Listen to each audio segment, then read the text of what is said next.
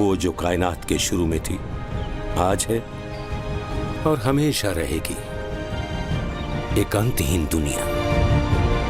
दर्शकों, Morgan Freeman जी ने बहुत अच्छी बात कही है कि कोई भी धर्म बांटता नहीं है।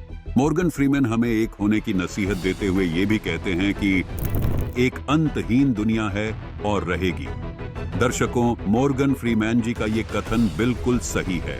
आज इस वीडियो के माध्यम से यही स्पष्ट किया जा रहा है कि हमारे सभी पवित्र धर्मों के सद्ग्रंथ एक जैसा ज्ञान दे रहे हैं, लेकिन हम ठीक से इन सद्ग्रंथों को समझ नहीं पाए, इसलिए हम सब अलग अलग बट गए। अब संत रामपाल जी महाराज की आध्यात्मिक विचारधारा से और इस अद्भुत और प्रमाणित ज्ञान को सुनकर पुनः हम सब एक होंगे।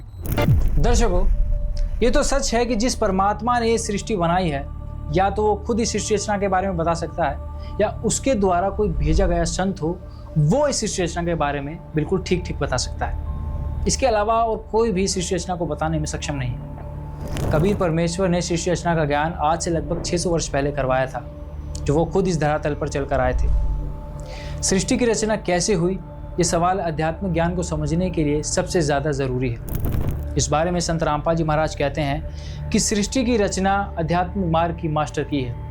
यदि आप सृष्टि रचना को समझ जाते हैं तो आपको आपके सभी सवालों के जवाब स्वतः ही मिल जाते हैं। दर्शकों, ये सवाल हमेशा से हर प्रभु प्रेमी के जहन में लगातार आता है कि सृष्टि की रचना कैसे हुई। दर्शकों, अभी आपको एक ऐसी जागरूक लड़की और एक ऐसे फरेबी बाबा की बहस दिखाते हैं, जो आज वर्तमान में केवल हिंदू धर्म ही नहीं, सभी पवित्र धर्मों के बिगड़े रूप का आईना है। इस वीडियो में उठे सवालों के जवाब ही भारत के विश्व गुरु बनने की ओर बढ़ते कदम हैं। इस वीडियो में आपको एक सीख ये भी मिलेगी कि कैसे आप एक जागरूक साधक बनकर अपने धर्म, अपने समाज और अपने जीवन को बर्बाद होने से बचा सकते हैं। ब्रह्मा, विष्णु, महेश ये अजर अमर हैं। उनकी कभी जन्म या मृत्यु नहीं होती। वहीं तो सृष्टि के रचनहार हैं। उनका कभी विनाश नहीं होता। वो ही जगत के पालनहार हैं। वास्तव में परमात्मा तो निराकार है। यदि आप अपने जीवन में सुख प्राप्ति चाहते हो तो एकादशी का व्रत कीजिए, श्राद्ध निकालिए। जो श्रद्धालु लोग इस जन्म में दुख भोगते हैं, वो उनके पिछले जन्मों के कर्मों का फल है, और पिछले जन्मों के कर्म फल को भगवानों को भी भोगना पड़ता है। तो फिर आम जीव की क्या औकात है?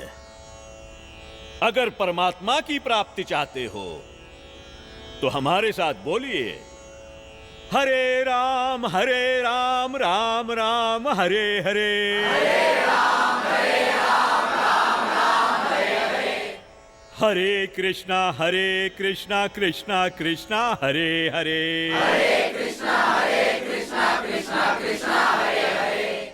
बोलो शेरा वाली माता की राधे राधे राधे राधे राधे राधे राधे राधे। भक्तों, यदि आप में से किसी के भी मन में कोई भी आशंका हो, कोई भी प्रश्न हो, तो निसंकोच पूछिएगा। महात्मा जी, आप ये भोली भाली जनता को क्यों गुमराह कर रहे हो?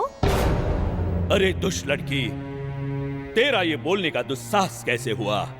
तेरे पास क्या आधार है कि मैं जनता को गुमराह करता हूँ? लगता है ये हिंदू विरोधी है। ए चल नीचे बैठ।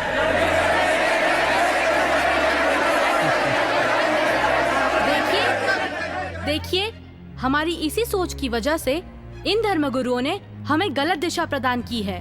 मैं भी हिंदू धर्म की हूँ और मैं अपने धर्म को श्रेष्ठ मानती हूँ। दरअसल पाखंड केवल हिंदू धर्म में ही नहीं, बल्कि मुस्लिम धर्म तथा अन्य धर्मों पर भी चरम सीमा पर है।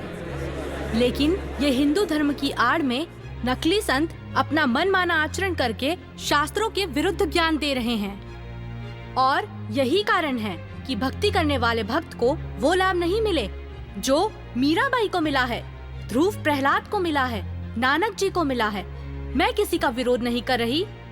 मैंने खुद अपने शास्त्रों को पढ़ा है और मेरे मन में भी कुछ प्रश्न हैं। लेकिन दुर्भाग्यवश हमारे समाज में अपने धर्म को, अपने शास्त्रों को, अपने परमात्मा को जानने की कोशिश करता है तो उसे आप जैसे भोले श्रद्धालु धर्म विरोधी समझने लगते हैं।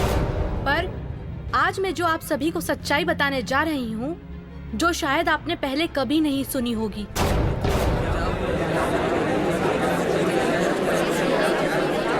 ज्यादा बात मत बना लड़की, तेरे पास क्या प्रमाण है, बताती क्यों नहीं? महात्मा जी, थोड़ा धीरज रखिए और सुनिए। आप ही ने तो कहा था ब्रह्मा विष्णु महेश अजर अमर है, उनका कभी विनाश नहीं होता, वही सृष्टि के रचनाहार हैं। मैंने टीवी पर एक संत रामपाल जी का सत्संग सुना, उसी से पता चला। पता है उन्होंने क्या कहा? रुकिए एक मिनट, अभी बताती हूँ।